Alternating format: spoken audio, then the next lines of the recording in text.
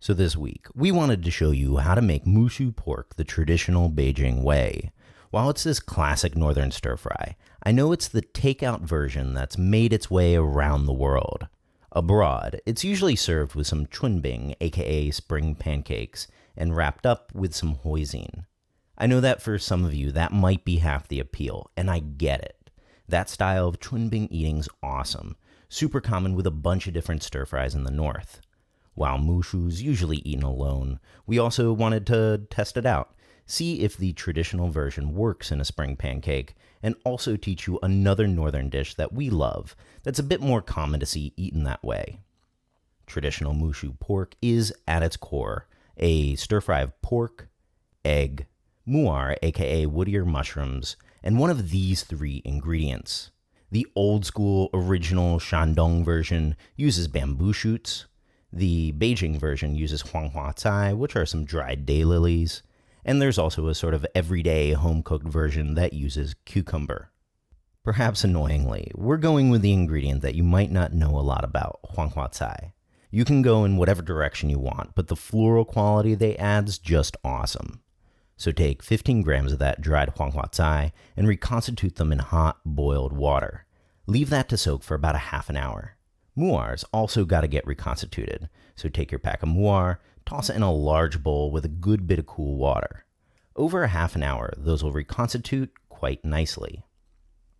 Now for the pork. This is 200 grams pork loin that we'll get into slivers. Cut into slivers by first going into the meat horizontally, then going down in the opposite direction against the grain to get slivers. Marinate those slivers in the standard marinade of a quarter teaspoon salt, a half teaspoon sugar, a half teaspoon cornstarch, a half teaspoon liaojiu, aka Shaoxing wine, and a quarter teaspoon light soy sauce. Give it a thorough mix, toss in about a half a teaspoon of oil to coat, and set that aside for 15 minutes. Our muar should be done reconstituting, so drain them and tear them into 2 to 3 pieces to get something a bit more bite-sized.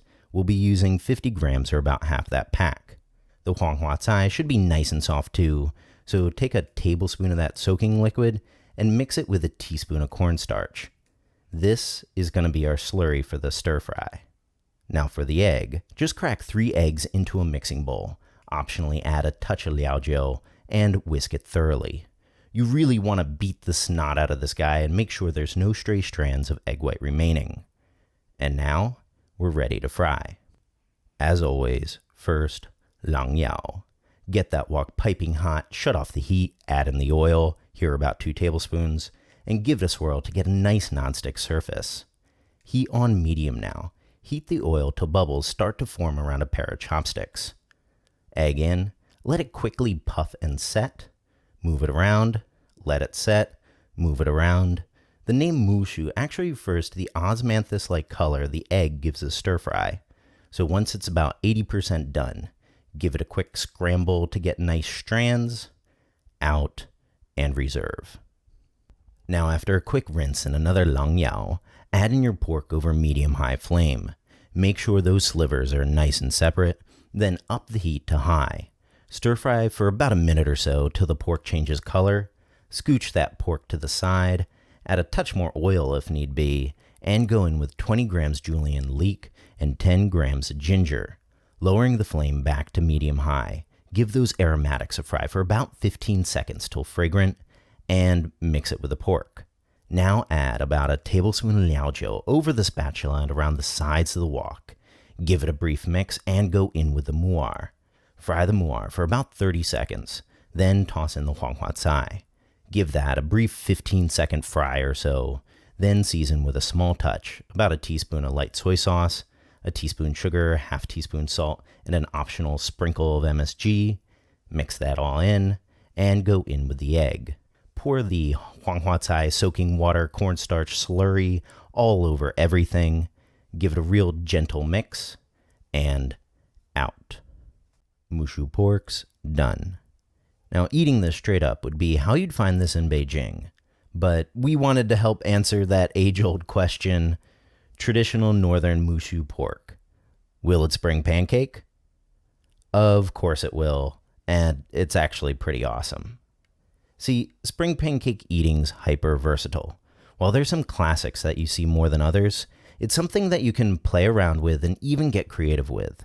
So go ahead, put it in a spring pancake, and if you'd like to see a recipe on how to make them, be sure to check out our spring pancake video here.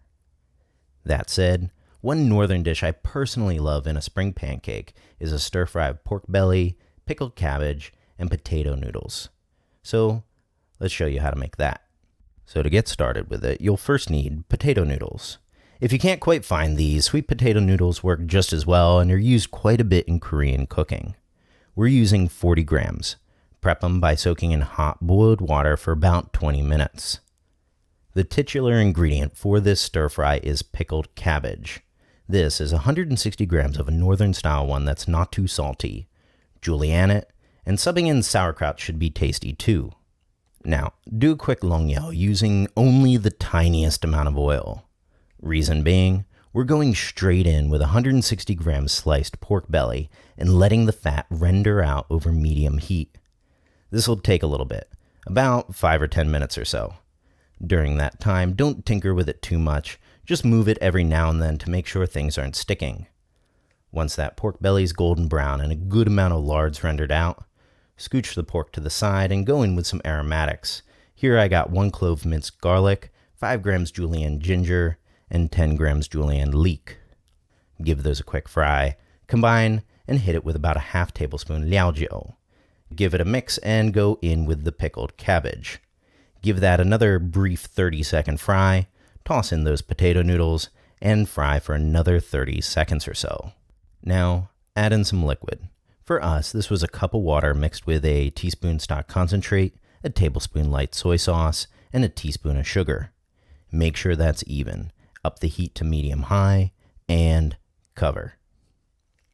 8 minutes later, this is what we're looking at. The exact timing will vary, but what we're looking for is the liquid to be mostly absorbed and the potato noodles to be a touch past al dente. Now hit it with 2 more cloves of minced garlic. Give it all a good mix, and out. A simple, tasty dish that's awesome whether eaten alone or in a spring pancake.